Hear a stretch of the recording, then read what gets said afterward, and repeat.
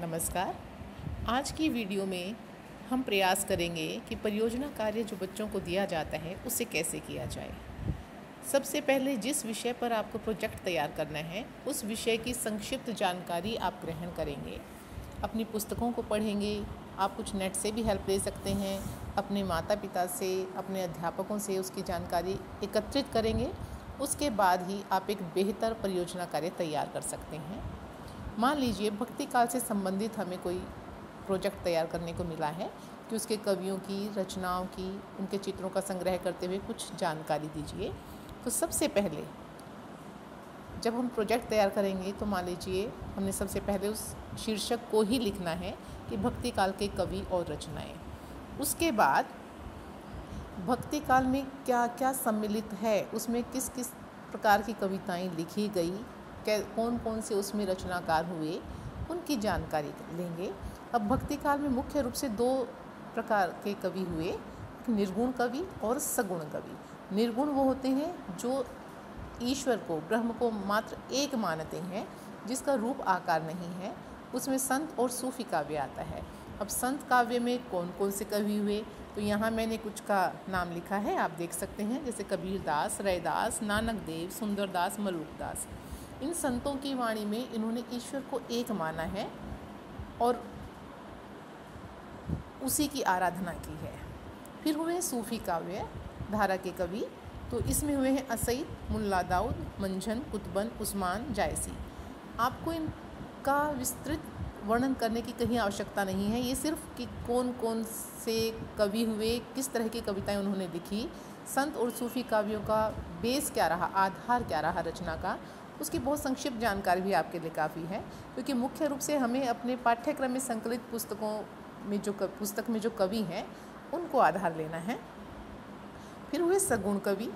सगुण अर्थात ऐसे ईश्वर के ऐसे रूप की आराधना जो हमें दिखाई देता है, जिसका रूप, आकार, वर्णन, वेशभूषा हम कर सकते हैं। तो उसमें कृष्ण भक्त कवि हुए हैं। और कृष्ण भक्त कवियों में भी सूरदास, परमानंद दास, कृष्णदास, कुंभन दास, शीत स्वामी, गोविंद स्वामी, मीराबाई, रसखान। मीराबाई और रसखान को तो आप बहुत बार सुनते भी आए हैं। सूरदास और तुलसीदास को भी खूब सुना है। फिर राम भक्त कवि। सूरदास यदि कृष्ण की भक्ति के लिए जाने जाते हैं तो तुलसीदास राम भक्ति के लिए जाने जाते हैं। राम भक्ति काव्य धारा के विभिन्न कवि हुए, जैसे रामानंद, अग्रदास, ईश्वरदास, तुलसीदास आदि। इसके अतिरिक्त अन्य और भी कवि हुए, केशवदास, रहीम, जो अब्दुल रहीम खाने खाना के नाम से भी जाने जाते हैं और रहीम के नाम से प्रसिद्ध हुए। तो ये अनेक कवि हुए। पहले हमें इन सब की जानकारी एक जगह एकत्रित करनी है। परियोजना कार्य को अंतिम रूप देने से पहले सब सामग्री हमारे पास होनी ही चाहिए। फिर अष्टछाप के कवि। अष्टछाप क्या है? जिसमें 8 कवियों का एक समूह बनाया गया, जिसमें 4 कवि थे वल्लभाचार्य के शिष्य और 4 कवि थे विट्ठलनाथ के शिष्य। विट्ठलनाथ थे वल्लभाचार्य के पुत्र, उन्होंने ही अष्टछाप की रचना की थी। और इसका जिक्र आपकी पुस्तक में पद के कवि परिचय में, सूरदास के कवि परिचय में भी दिया गया है, आप वहाँ से भी जानकारी ले सकते हैं। फिर अब हम जब मुख्य रूप से जिनकी बात कर रहे हैं उनके, मान लो हमने कुछ 4 कवि सिलेक्ट कर लिए, चुन लिए कि हम इन 4 का जिक्र करेंगे, तो उन 4 के चित्र आपके पास होने चाहिए। जैसे तुलसीदास का, ये सूरदास हुए, मीराबाई, रसखान। अब ये 4 कवियों का हमने यहाँ पर चित्र तो संग्रह कर लिया है, चित्रों को संग्रह कर लिया है, तो उनकी जानकारी भी होनी चाहिए, जन्म, मृत्यु, शिक्षा, पुस्तकें आदि।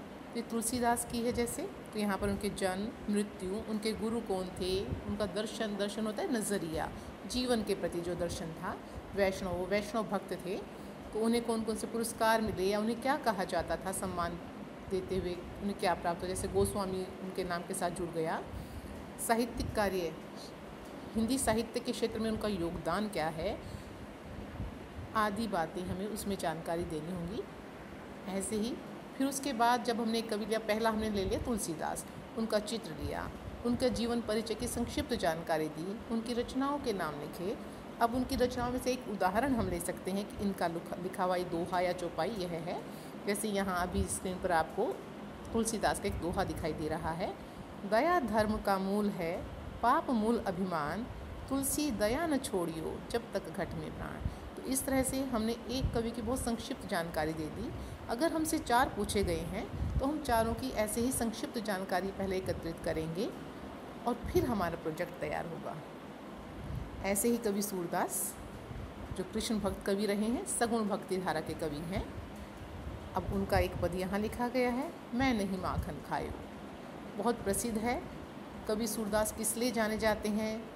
वात्सल्य के, श्रृंगार के, और वात्सल्य में तो उनका कोई सानी ही नहीं है। तो जो विशेष बातें उनसे जुड़ी हैं तो उनके जीवन परिचय में वो बातें हमें लिखनी ही होंगी। फिर तीसरा मैंने ले लिया है मीराबाई को। मीराबाई भी कृष्ण भक्त कवियत्री रही हैं। तो कृष्ण के प्रति उनका समर्पण, उनकी रचनाएं, उनकी पदावली से ही हमें समझ आ जाता है कि पूरी तरह समर्पित हैं। यहाँ पर पायो जी मैंने राम रतन धन पायो, ये जो उनका पद है बहुत प्रसिद्ध है। और हमने, अगर आपने कोई फिल्म देखी भी हो तो फिल्मों में भी और इसकी कैसेट्स भी उपलब्ध होती हैं, तो हम इनका संग्रह करेंगे। इनका जीवन परिचय, फिर रसखान मैंने अगला कवि लिया है, उनका चित्र लेंगे, उनका जीवन परिचय लिखेंगे और उनका कोई ना कोई प्रसिद्ध, चाहे उनके सवैये बहुत प्रसिद्ध हैं।